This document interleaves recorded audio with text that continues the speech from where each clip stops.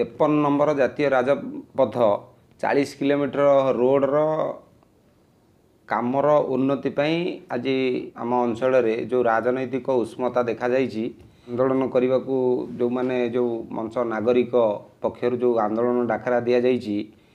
गोटे सचेतन करने समाज को गोटे सचेतन करने आज आमर ए प्रेस वार्ता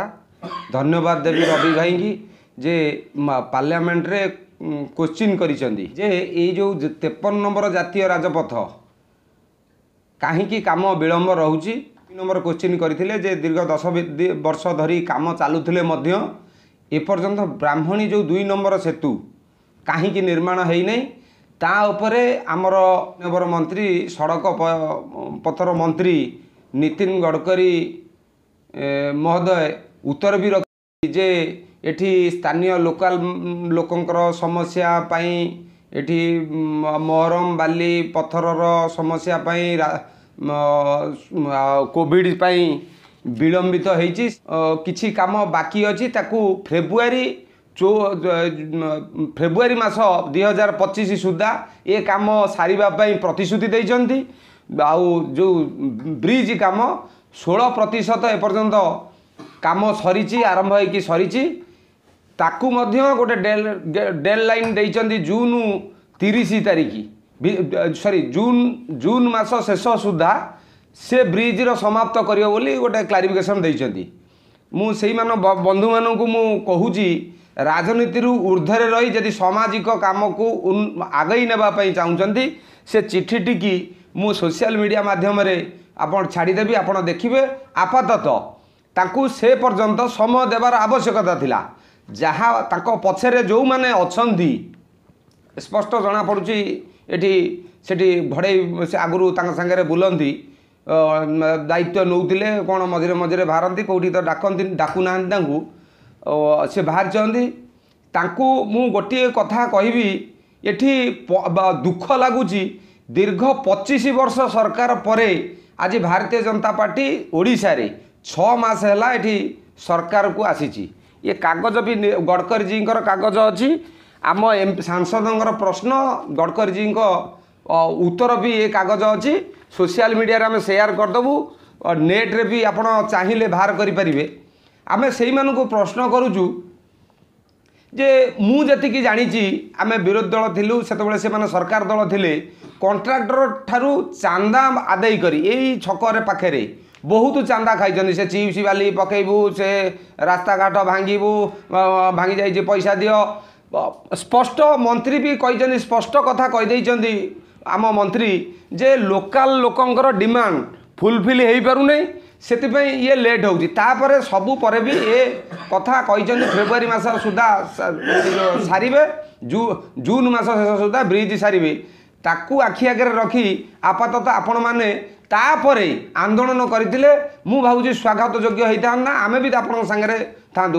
भारतीय जनता पार्टी तरफ आपण माध्यम वार्ता देवाक चाहूँ आम अंचल तथा जाजपुर अंचल समस्त बुद्धिजीवी जनसाधारण मानी आम समस्त जानती केंद्र सरकार जातीय राजपथ को पैसा दिए से पैसा को खर्च करने दायित्व हूँ राज्य सरकार भित्तिभूमि जहाँ आवश्यक अच्छी आज जमी जमार समस्या को राज्य सरकार दूरीभूत कर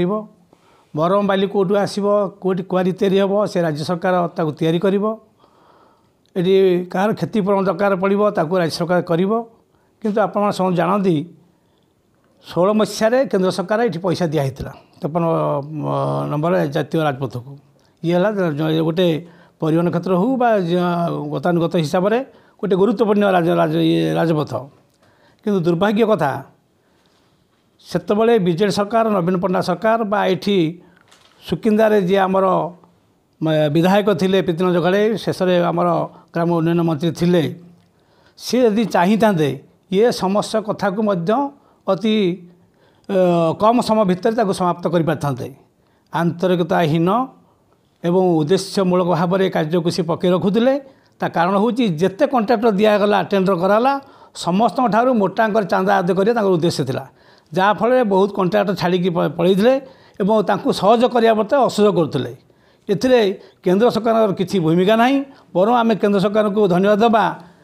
जे सी तत्परता बहुत क्षेत्र में प्रकाश कर तुरंत सारियापाई आज ये कार्य नुह